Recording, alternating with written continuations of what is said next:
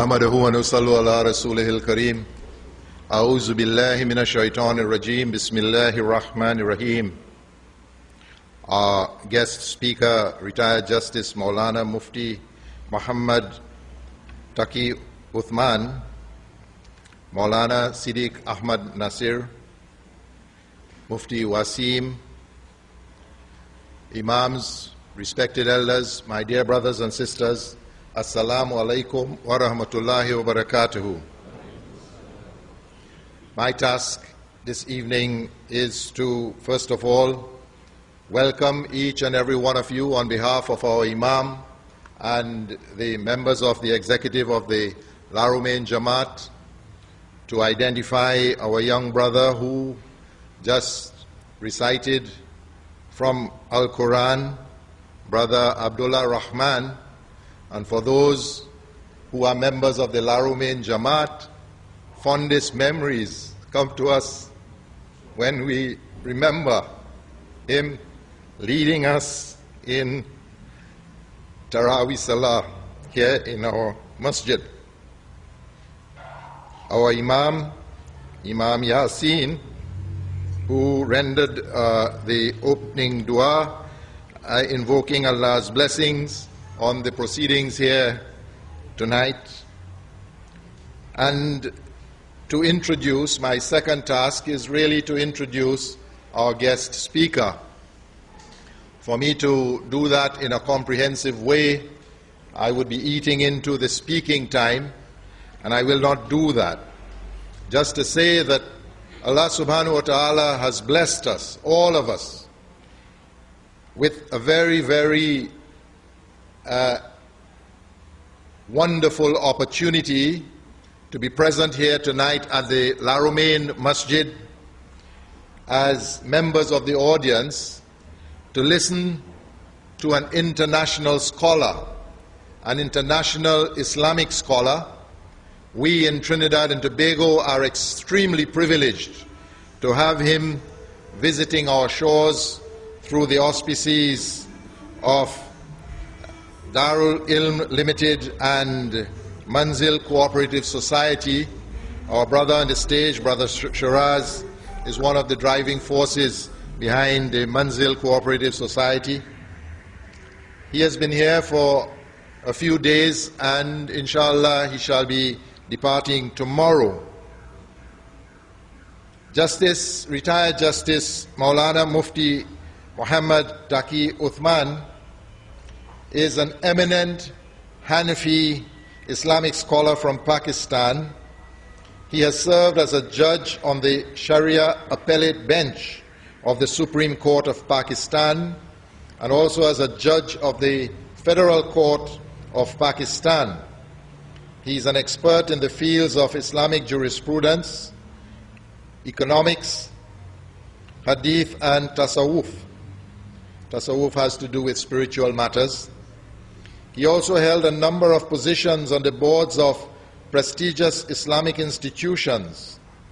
He received his degree in Islamic education, which is equivalent to Doctor of Philosophy, from Darul Uloom Karachi in 1961.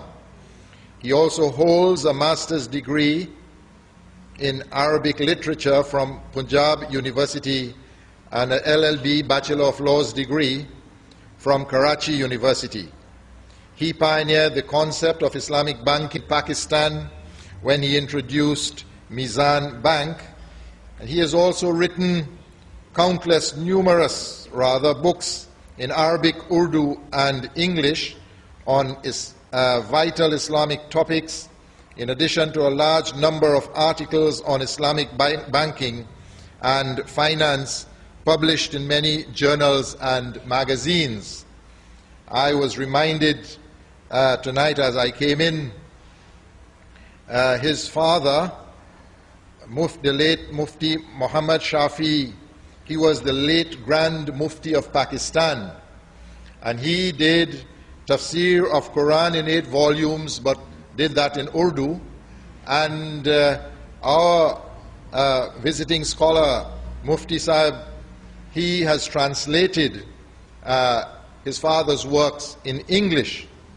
And I was told to tell this audience that for the last 8 years, the Takarigwa Masjid they have been reading from this publication for the past 8 years, and they have reached the 6th volume. And I thought that I should mention this because sometimes one does works and one labors very, very hard, never knowing where the fruits of the labor will be. So it is very, very interesting to note that Takarigwa Masjid has been utilizing this book for the past 8 years every morning. Alhamdulillah.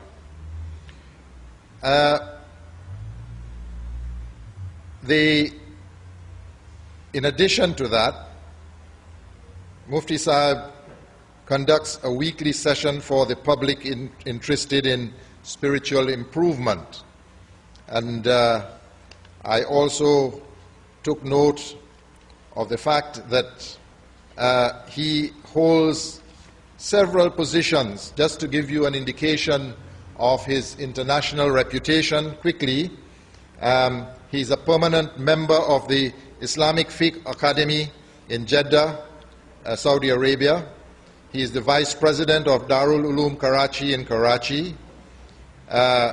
He is Chairman of the Shariah Standard Council in Accounting and Auditing Organization of Islamic Financial Institutions in Bahrain, the UAE. And he is Chairman of the Sharia Board of the Bahrain Monetary Agency, which is now the Central Bank of Bahrain. He is Chairman of the Sharia Board of Amana Investments Limited in Sri Lanka, and Chairman of the Sharia Board of the Abu Dhabi Islamic Bank. He is a member of the Sharia Supervisory Board, Guidance Financial Group of the United States of America, Chairman of the Sharia Board, Mizan Bank Limited in Pakistan, and serves on the board of HSBC Amana Finance in Dubai, Chairman of the Sharia Board, Bank Islami Pakistan Limited in Pakistan, and he also is affiliated with the Jamiat Ulama of the United States of America. And I can go on and on, you know, a list of the books, English, Arabic, Urdu, and these are some, and they have only reached number 43. So you understand what I mean when I say that we are blessed tonight and we are greatly privileged. I want to offer a special welcome to Mufti Sahib, and I now take pleasure in asking him to address us. Alhamdulillah. Alhamdulillah nahmaduhu wa nasta'inuhu wa nastaghfiruhu wa nu'minu bihi wa natawakkalu alayhi wa na'udhu billahi min shururi anfusina wa min sayyiati a'malina. Man yahdihillahu fala mudilla lahu wa man yudlilhu fala hadiya lahu. Wa ashhadu an la ilaha illallah wahdahu la sharika lahu wa ashhadu anna sayyidana wa sanadana wa nabiyyana wa maulana Muhammadan abduhu wa rasuluh sallallahu ta'ala alayhi wa ala alihi wa ashabihi wa baraka wa sallama tasliman kathira. Amma ba'd, fa'a'udhu billahi minash shaitanir rajim. Bismillahir rahmanir rahim. Nahnu qasamna baynahum ma'ishatahum fil hayatid dunya wa rafa'na ba'dahum fawqa ba'din darajatin liyattakhidha ba'duhum ba'dan sukhriya wa rahmatu rabbika khairum mimma yajma'un. Amantu billahi sadaqallahu Maulana al-azim wa sadaqa rasuluhu an-nabiyyul kareem wa nahnu ala dhalika min ash-shahidin wash-shakirin walhamdulillahi rabbil alamin. My dear brothers and sisters, Assalamu alaikum wa rahmatullahi ta'ala wa barakatuh. I am here in your beautiful country for the last 4 days. And Allah subhanahu wa ta'ala has blessed me with the opportunity to be here among my Muslim brothers living in this part of the world, and also to meet them and to talk to them about different aspects of our deen, that is Islam. I am grateful to Allah subhanahu wa ta'ala and to those who have arranged these memorable opportunities for me to meet my brothers and to discuss with them different aspects of Islam.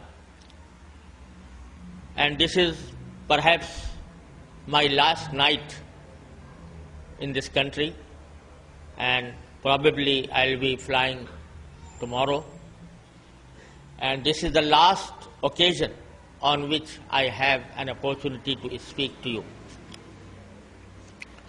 My different brothers have asked me to speak this night about the concept of Islamic finance in the perspective of what is going on globally in the form of the financial crisis that is being faced by all the countries of the world, not to speak one of them. You all know that the world is passing through a very grave crisis in the field of finance.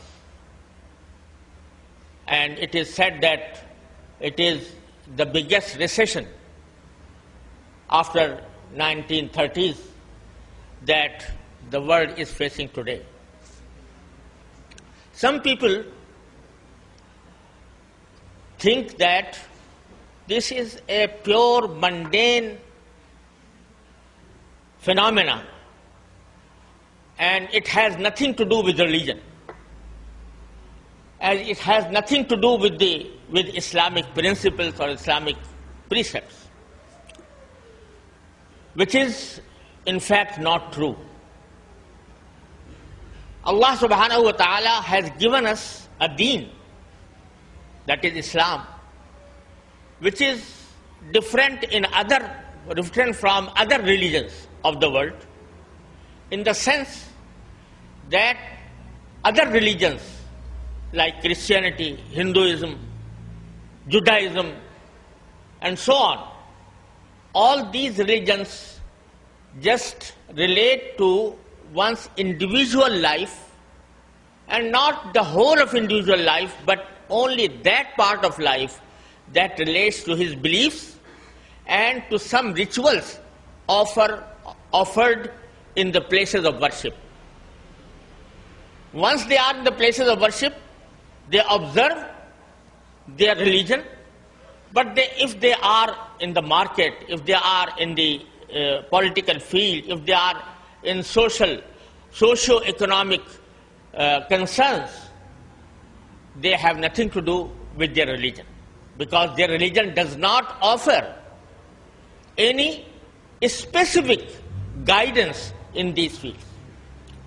But unlike of them, Islam, that is represented by the teachings of the Holy Quran and the teachings of Rasulullah sallallahu alaihi wasallam, this is not restricted to the acts of worship or rituals only. It has given us guidance in every field of our life. It has given guidance to our economy. It has given guidance to our politics. It has given guidance to our social behavior and to our morality, to our ethics, and so on. Therefore, the present economic crisis cannot be considered as something quite aloof from the guidance provided by Allah subhanahu wa ta'ala and His Messenger sallallahu alayhi wa sallam.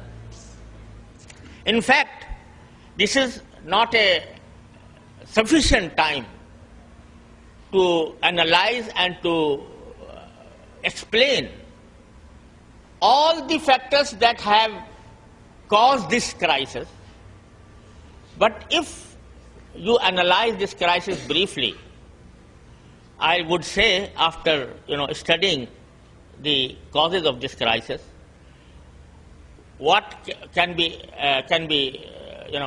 obvious to anyone is that this is caused because the economy has been established on debts over debts. And then when the debts faced default, then those debts are transferred by sale to one another. Debts are sold, and this created a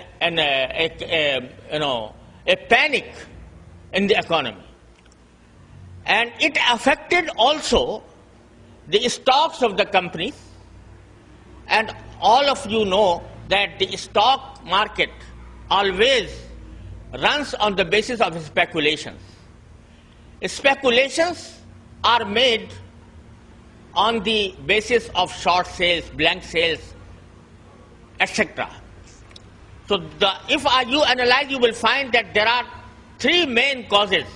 One is the debt-based economy that has created money without any asset behind it, without any backing of assets behind it.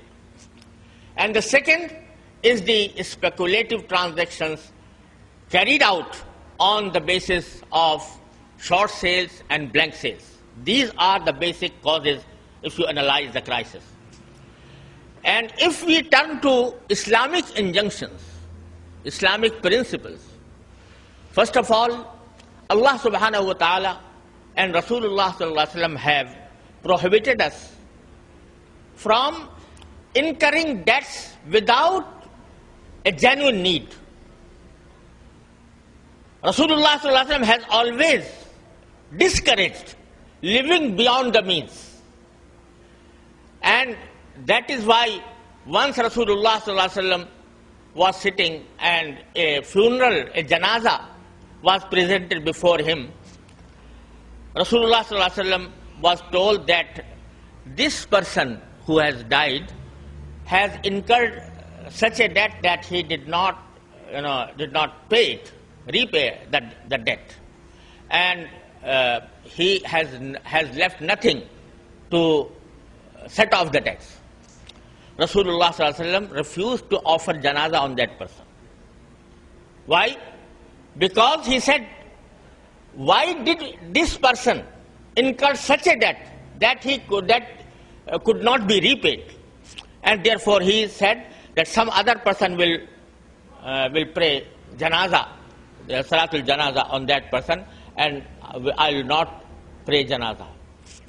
Then Abu Qatada radiyallahu ta'ala anhu stood up and said, Ya Rasulullah, I take upon myself that I'll repay all his debt, inshallah.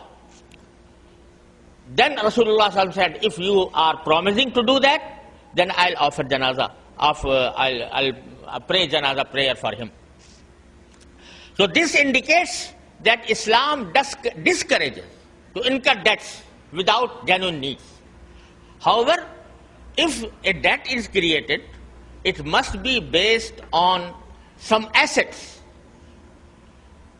And it cannot be done that money is exchanged for money with increase, that is riba, that is interest.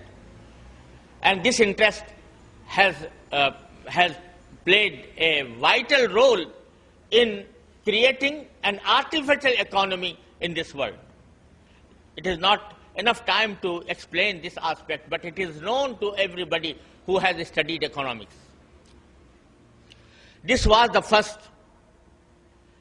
Secondly, the principle laid down by the Holy Quran and by the Hadith of Rasulullah sallallahu alaihi wasallam is that you cannot sell a commodity that you do not own. Not only this, it is also established that you cannot sell a commodity that you do not possess. Merely ownership is not enough. If you have owned a particular commodity, but you did not take possession of it, it was not delivered to you, it is not allowed in Sharia to sell that commodity.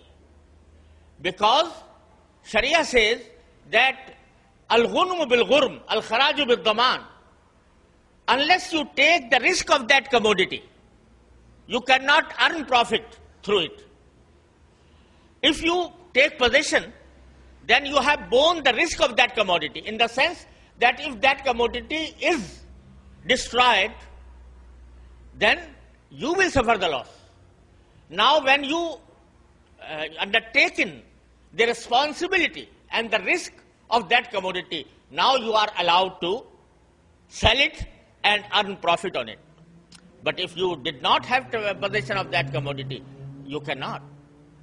So this is one of the basic principles enshrined by the Sunnah of the Holy Prophet ﷺ, on which all the fuqaha, all the jurists of Muslim Ummah are unanimous.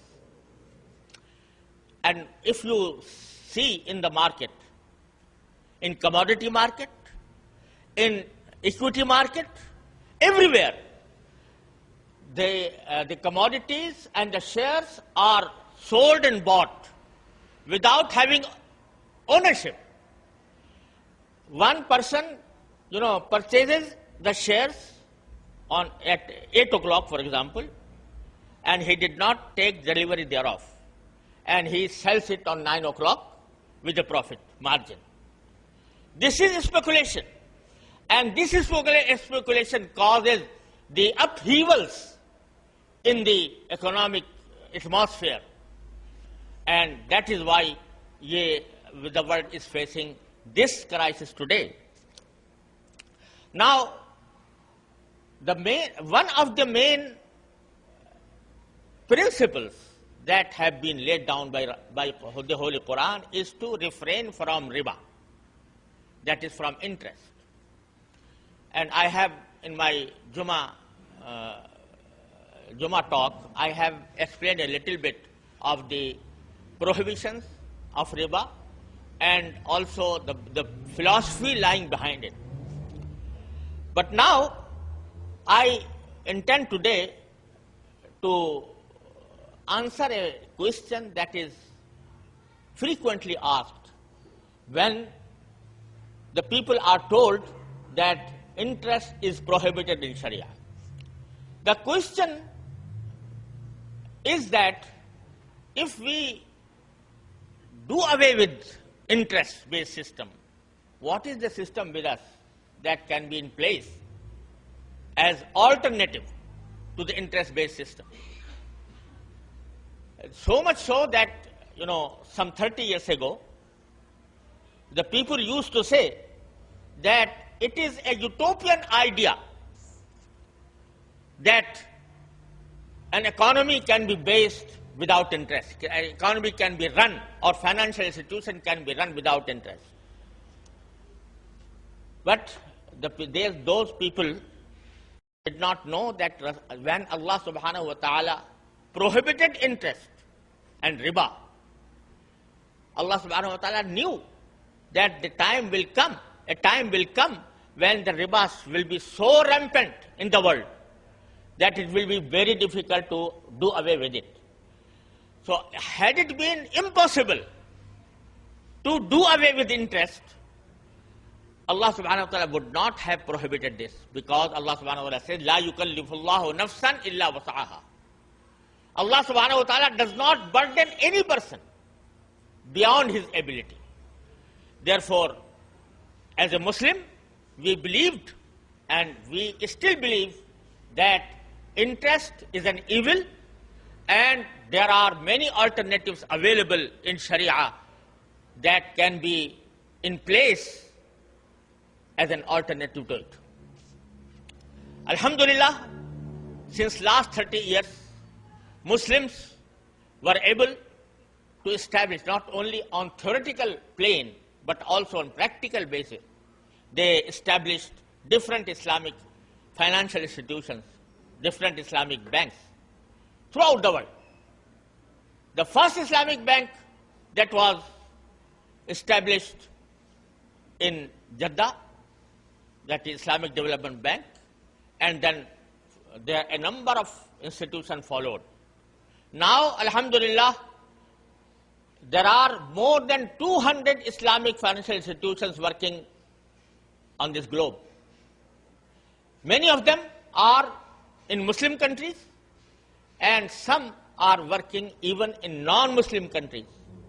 So much so that all the huge conventional banks, interest-based banks, are in line, in queue, to establish their Islamic windows or Islamic units or Islamic entities. Once I was in Bahrain, and the head of a very well-known international bank approached me and asked me to advise him how to establish an Islamic unit within that bank. He was a non-Muslim. So I asked him, why are you asking me this? Because you do not believe in Islam. So what has prompted you to establish an Islamic branch or Islamic unit or Islamic window? He said, it is so simple. Our clientele here in Bahrain, they are pushing us to establish this, and they are saying, unless you establish an Islamic unit, unless you establish an Islamic window, we will not be, transacting with you.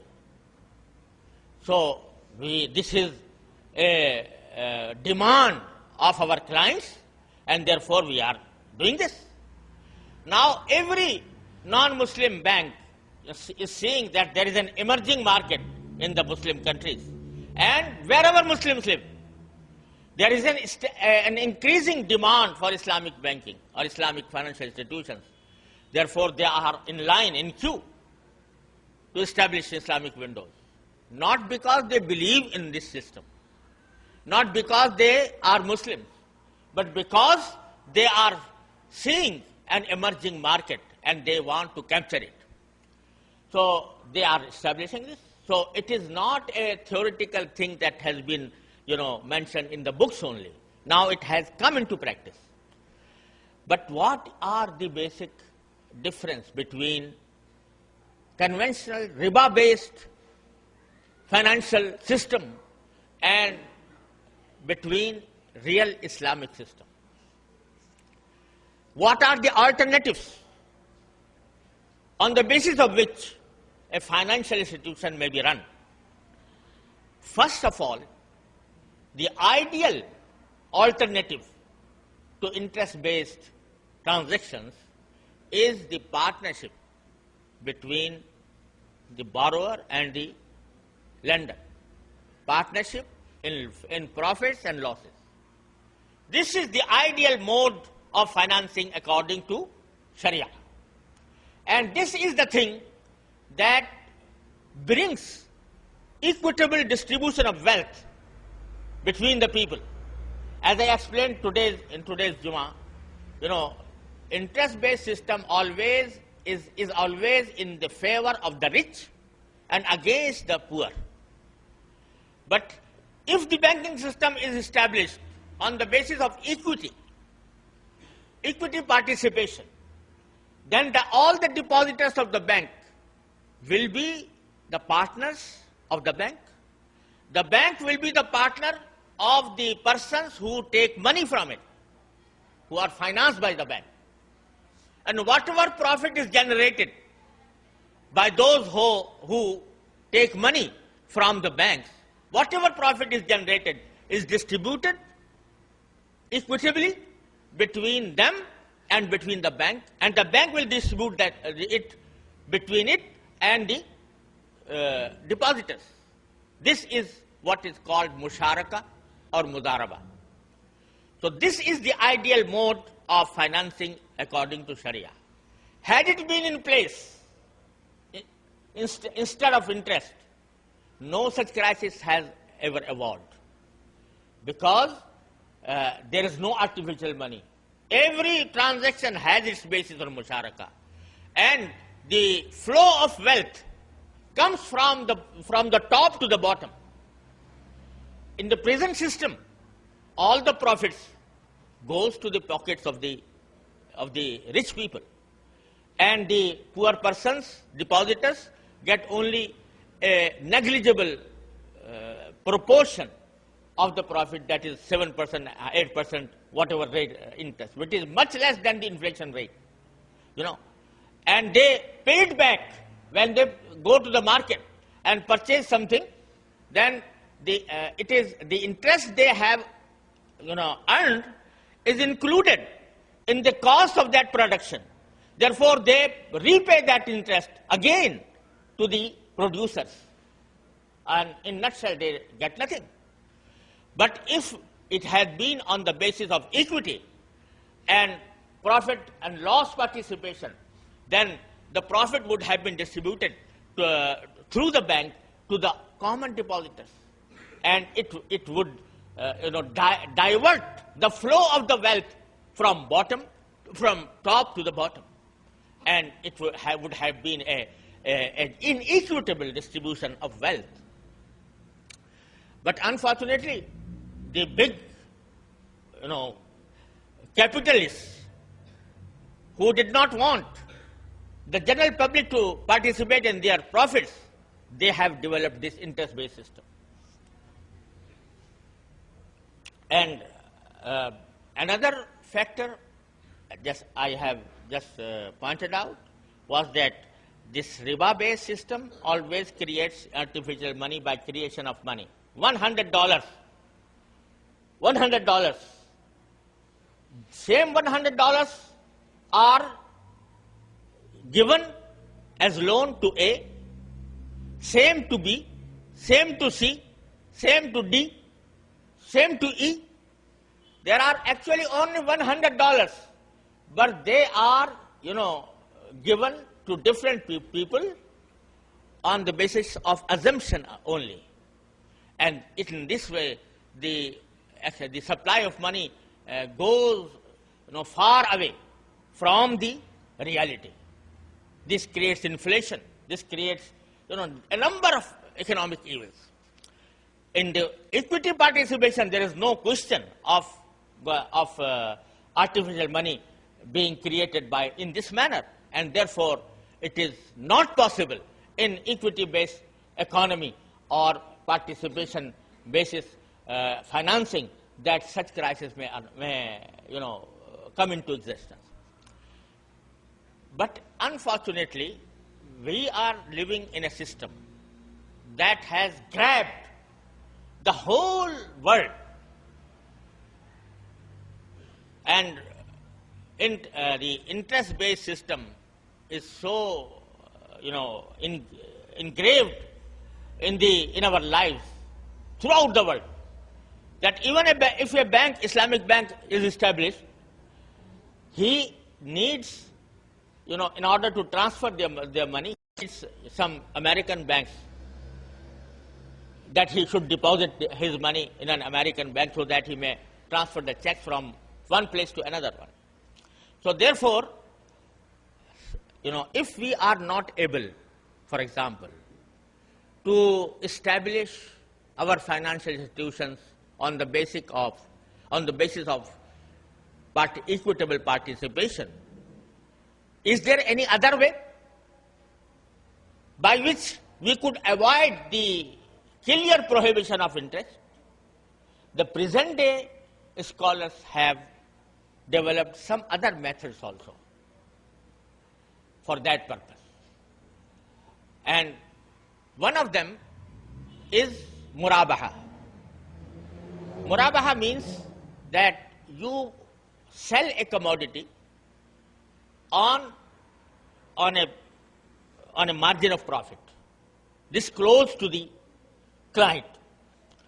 So they say that in normal banks and in financial institutions, if someone wants to purchase cotton, for example, he wants to purchase cotton and he wants financing for that purchase, normal conventional banks gives him a loan on the basis of interest, and he goes to the market and purchases the cotton and starts paying interest to the bank. This is the normal practice.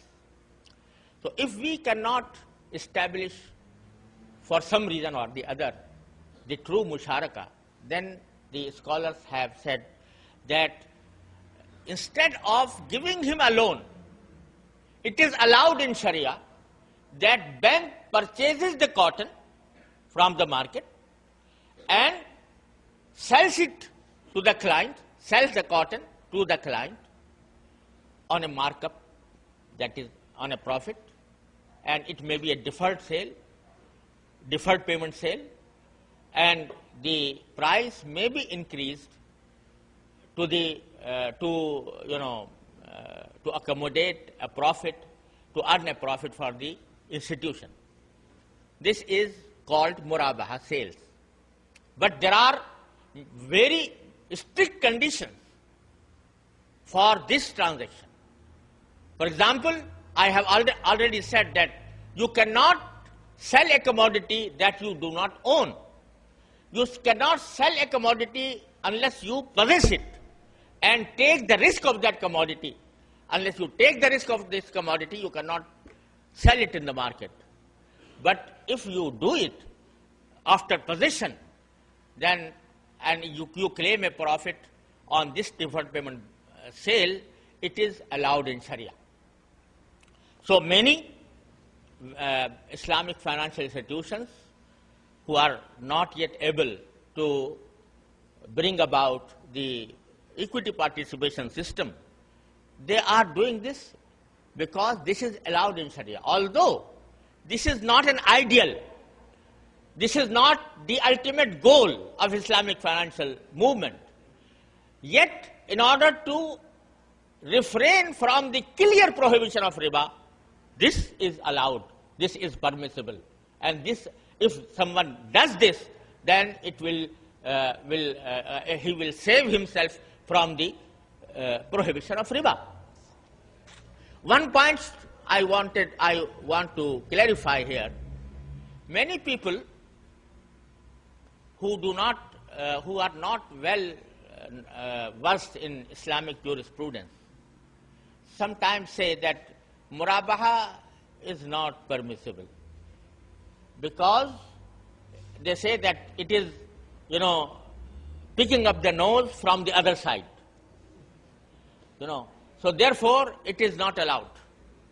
But in fact, Allah subhanahu wa ta'ala in the Holy Quran, when He prohibited riba, it is very interesting that He has quoted what they quoted the people of Jahiliyyah, who used to say, innamal bay'u mislur riba. And the people of Jahiliyyah used to say, in fact, sale is like riba. Sale is like interest. The question arises, how they said that the sale is akin to riba or similar to riba. This point has been clarified by the authentic classic mufassirin. A well-known mufassir, Imam Ibn Abi Hatim, rahimahullah ta'ala, he has quoted some Sahaba or Tabi'een to say that what is the background of their saying that sale is similar to riba. They said that they used to charge a higher price for a commodity if it is purchased on deferred payment basis. This was the practice. That, for example, someone wants to purchase wheat, but he cannot give the money as on spot, can give the price on spot. The price of the wheat is, for example, 10 dirham. So if he cannot pay the price instantly, then the seller would say that I can give you, I can sell you on deferred payment basis. You pay me after 3 months. But the price would be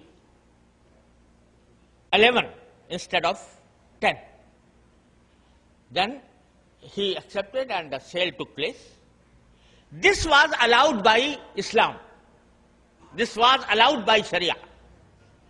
But when the debt became mature, after 3 months, the time of payment arrived, then the person is still unable to pay. Then at that point of time, the seller would say, either you give me the price right now, or you must increase in the price. Ataqdi am turbi.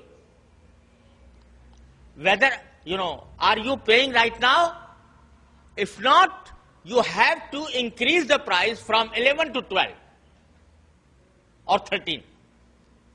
This was prohibited by Islam. The first sale was not prohibited.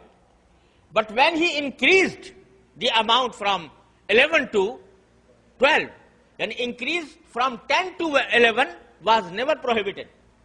Was never prohibited by Sharia or Islam.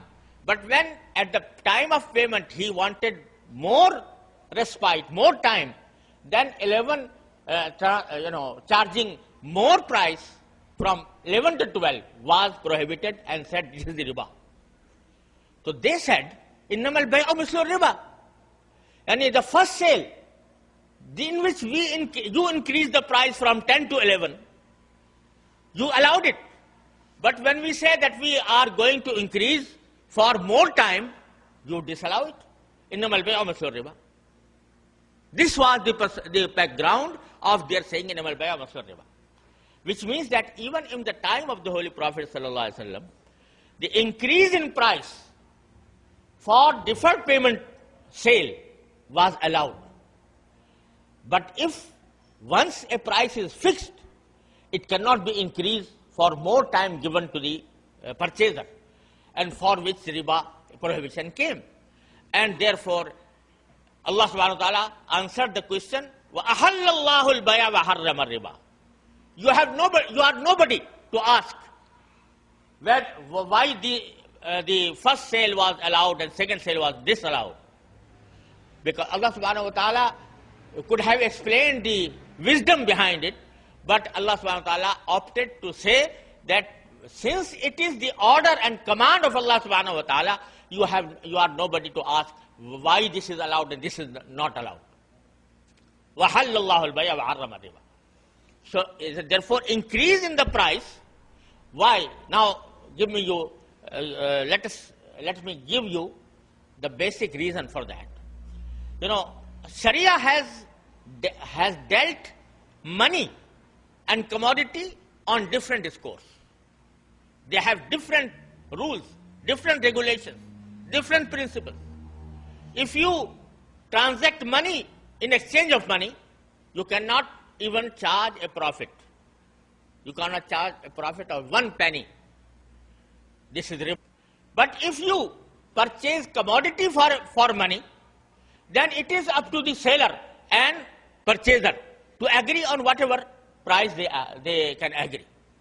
So if there is a transaction of commodity against money, this is allowed, and in the transfer of money to money is not allowed.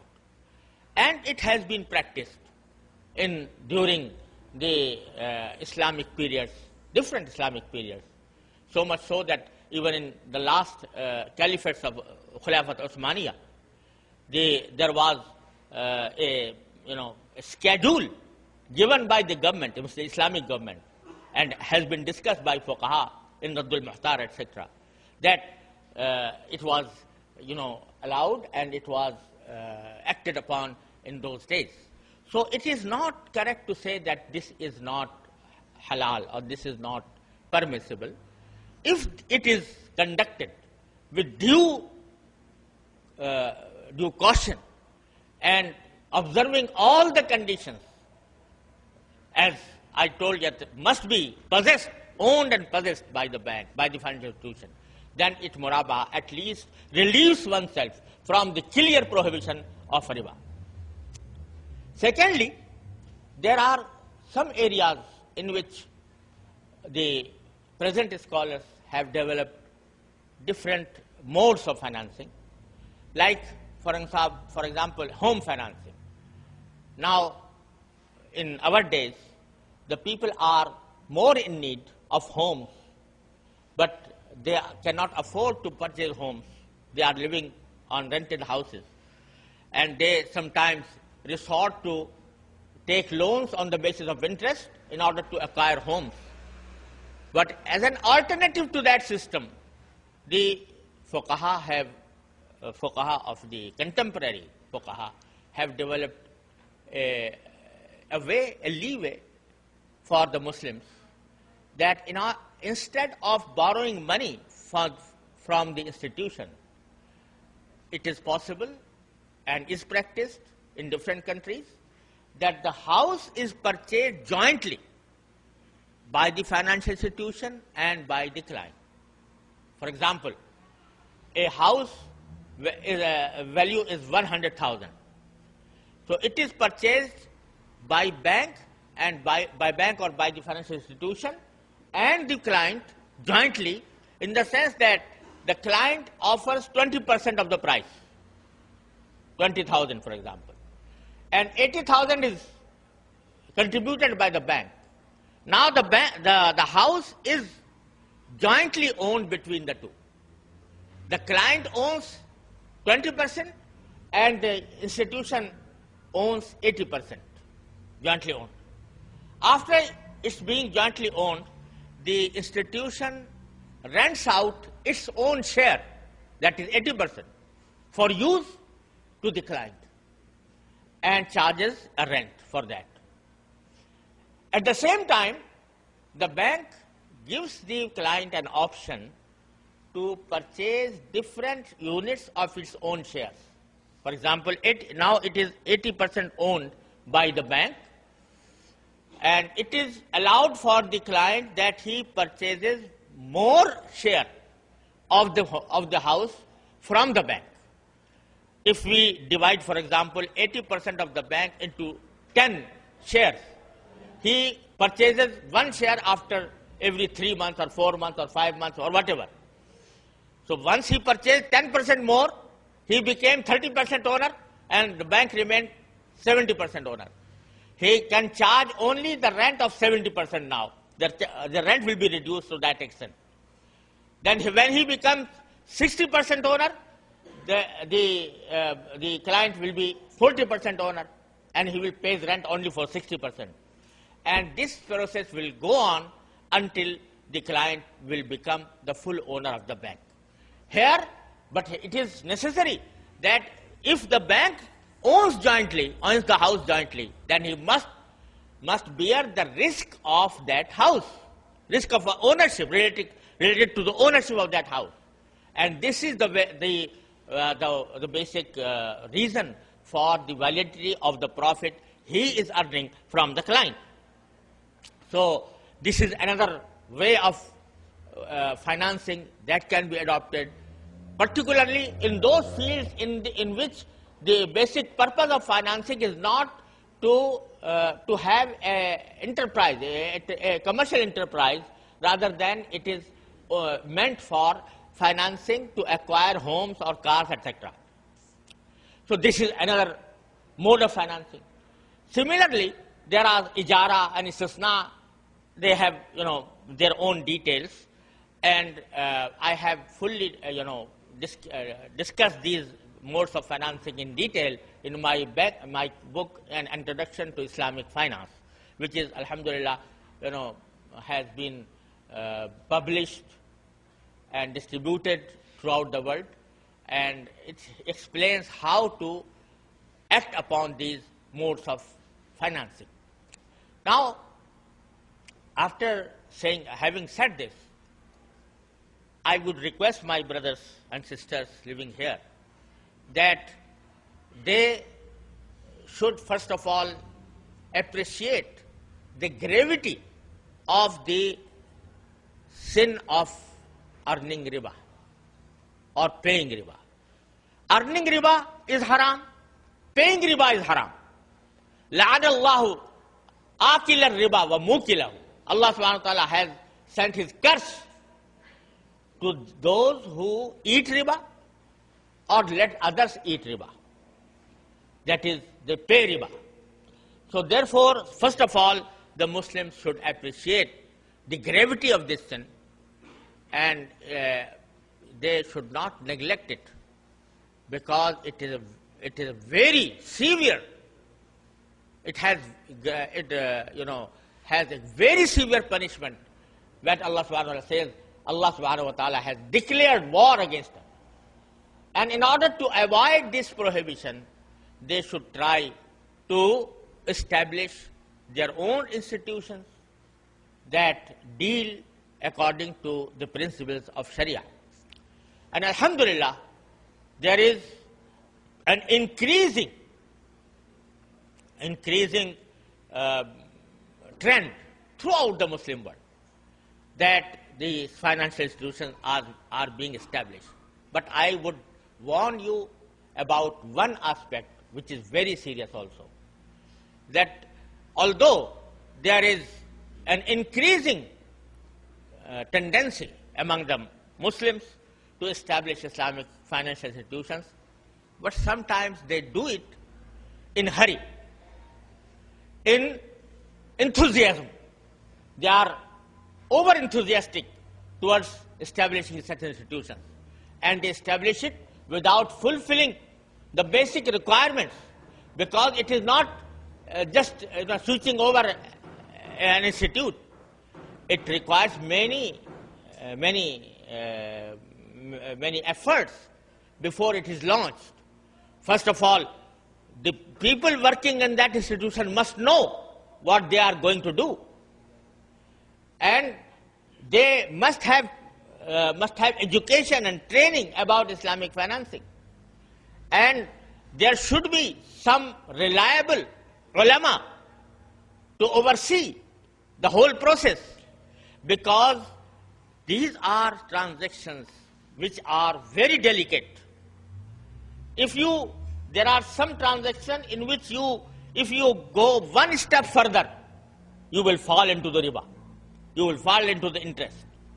So there are, like I said to you, that if the bank does not possess the commodity, and there are many who just heard that Murabaha is a mode of financing, thus they use the word of Murabaha without having the ownership or the possession of the commodity. There is no commodity at all, and they are saying that we are doing Murabaha, and that's it.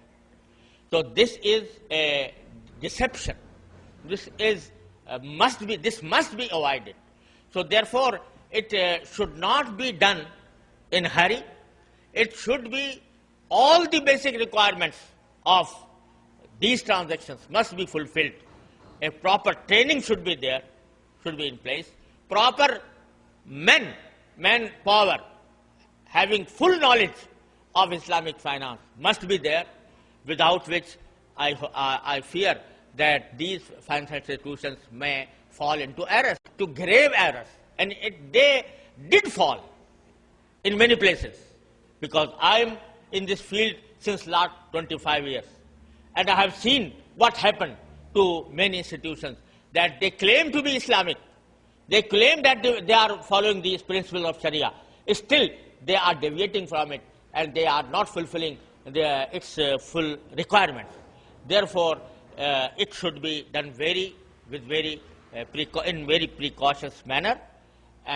But I hope that as there is, if there is a appreciation of the fact, and if the Muslims are anxious truly to establish such institutions, inshallah, it will not be very difficult to bring such institutions in place here also in this country. And I am, alhamdulillah, happy that many Muslim brothers are, they are on their way to establish, to have trainings.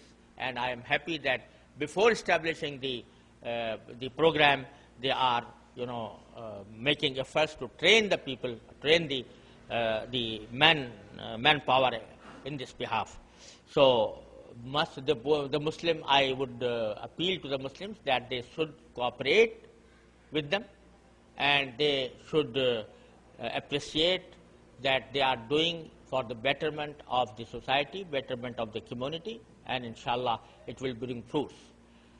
May Allah subhanahu wa ta'ala give us all tawfiq to observe all His commands and prohibitions in letter and spirit. May Allah subhanahu wa ta'ala give us tawfiq. وسبحان ربك رب العزة عما يصفون وسلام على المرسلين والحمد لله رب العالمين.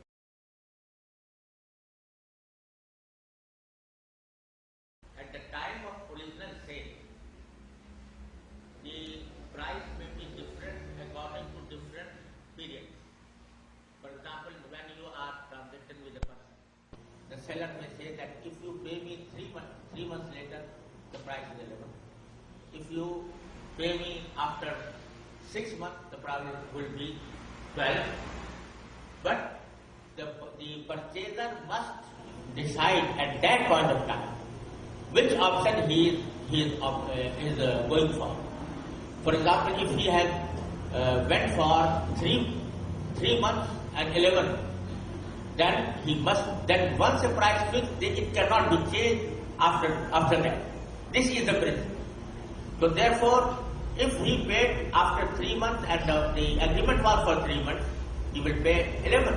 And if he does not pay on time, then it is not allowed to charge any more price.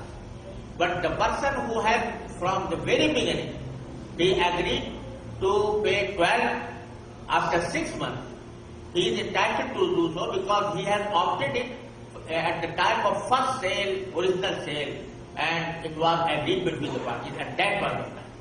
This is the What is the justification for increasing the price with an increase of time? That is the question. Okay. The price of commodities is determined between the parties, and the seller may determine the price keeping in view different factors. For example, if a seller is selling the commodity on footpath, the price may be lower. But if he is selling it in a shopping mall, air-conditioned shopping mall, the price may be different. So there are different factors on the basis of which the seller decides to determine the price. Among those factors is the one that the purchaser is going to pay, when is going to pay. This is also one of the factors in which are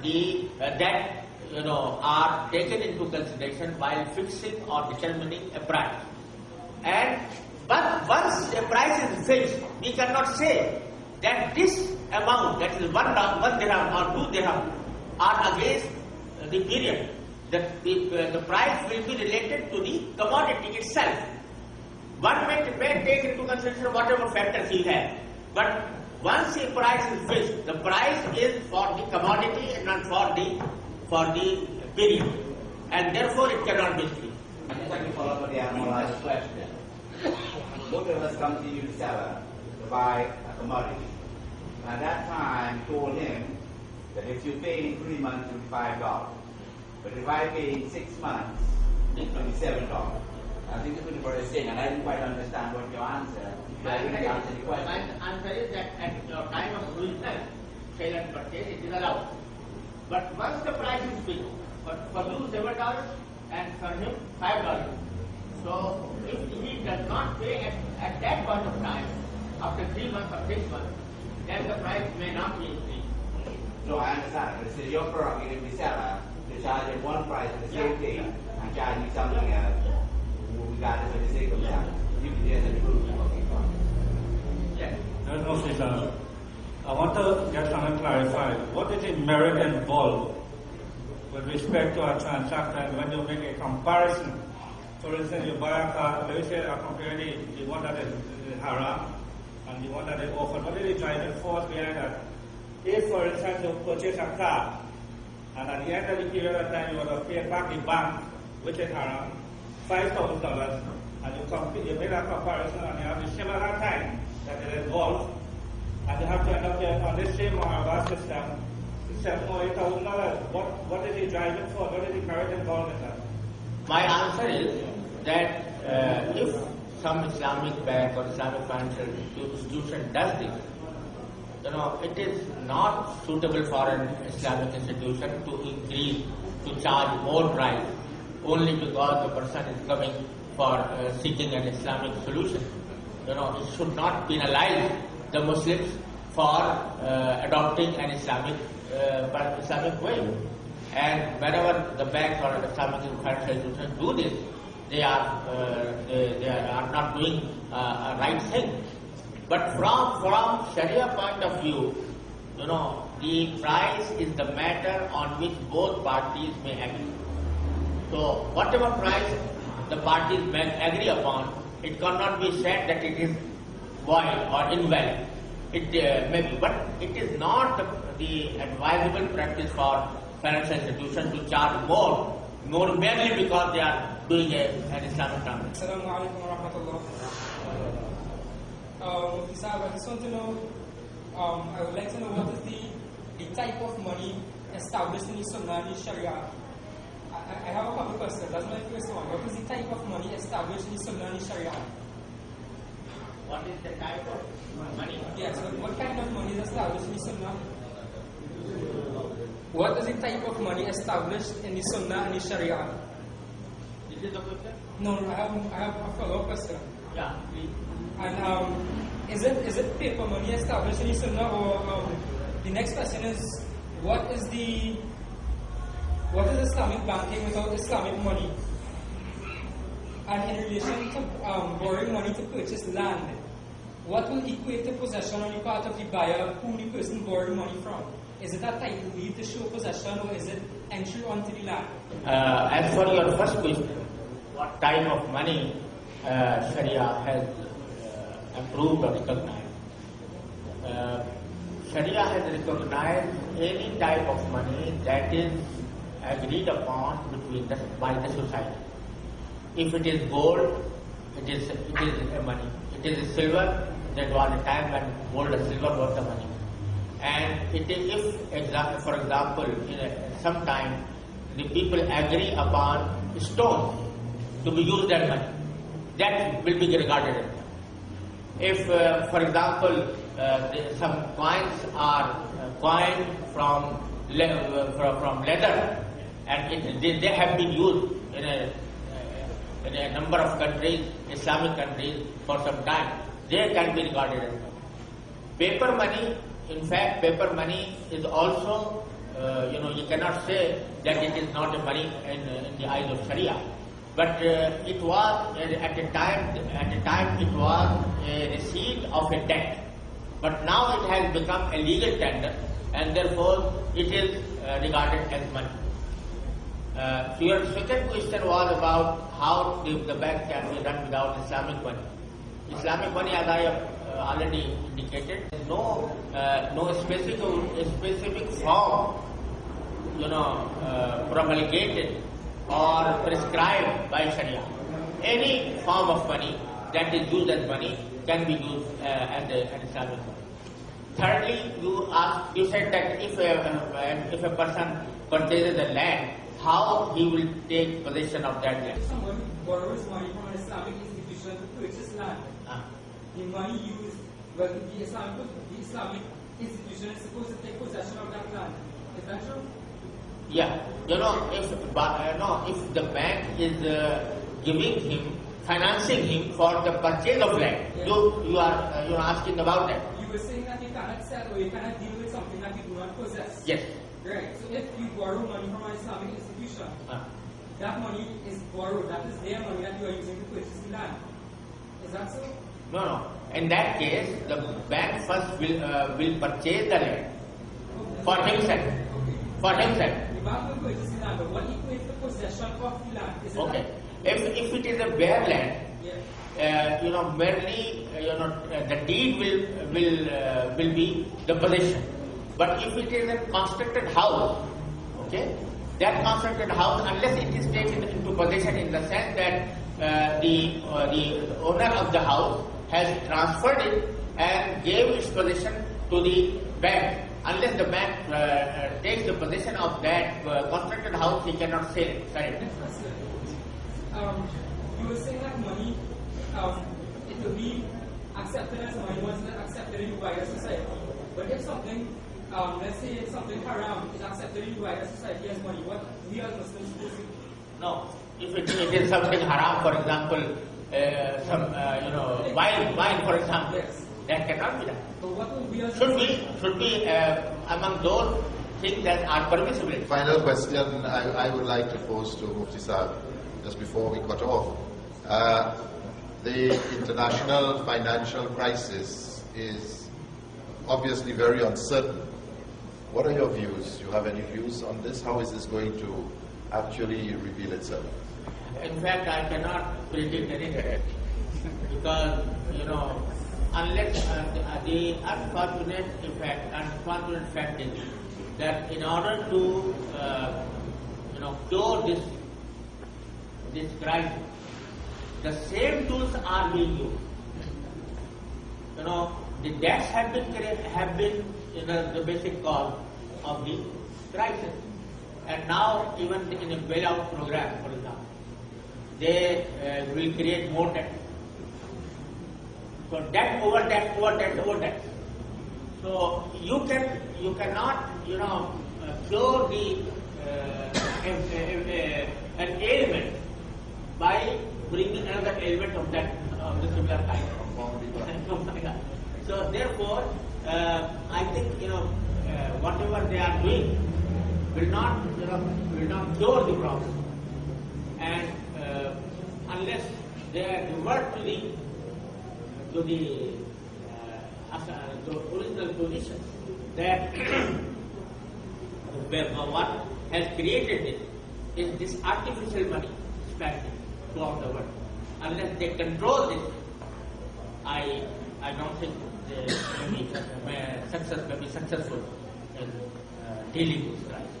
But Allah knows best what is going to happen. On your behalf, I would like to thank Mufti Sahib most profoundly for his discourse here tonight, and I'm sure that we have had an insight. What is very, very evident and clear is that we as a community in Trinidad and Tobago, we are moving out of, not that we are putting aside, we are moving beyond rituals and within the parameters of a lot of what we adhere to as Muslims, and we are now seeing the Islamic principles, more particularly Islamic economics, Islamic monetary system, Islamic financing, and such topics are now taking center stage, not in the masjids, but on the international scene. And we as Muslims, we are well advised to apprise ourselves of what is taking place, because it seems, while it is uncertain where we are heading with the international economic crisis, what is certain is that the non-Muslim world will be wanting to hear more and more of what Islam has to offer in terms of governance generally. And this really demonstrates the relevance of the learning of our scholars who have studied Islamic economics, Islamic banking, Islamic finance, and so on.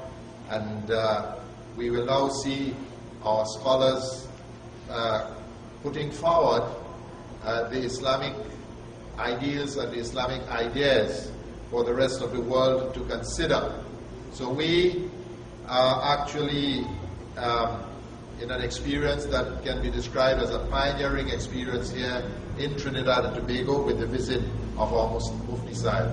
On your behalf, I would like to thank him, and we do hope, inshallah, that he will continue to educate the world about Islamic finance, because on the paper that I was given there, I saw a footnote in that paper that states that if you deviate from what Allah subhanahu wa ta'ala has ordained, it means that we are doomed to failure and we are doomed to troubling times as we are now experiencing. And I'm sure that Mufti Sahib is at all times prepared to argue that Islamic financing is the only way out, for the simple reason and basic reason that it has been ordained by Allah subhanahu wa ta'ala.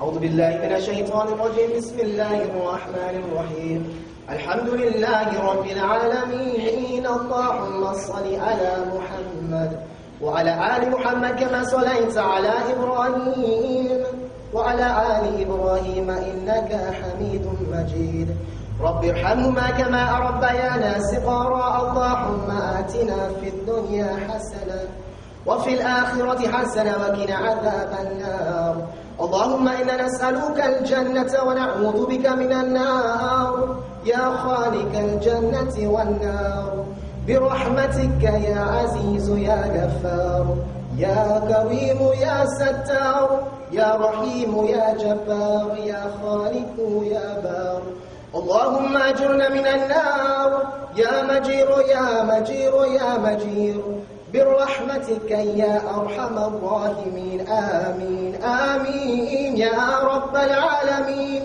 لا إله إلا الله محمد رسول الله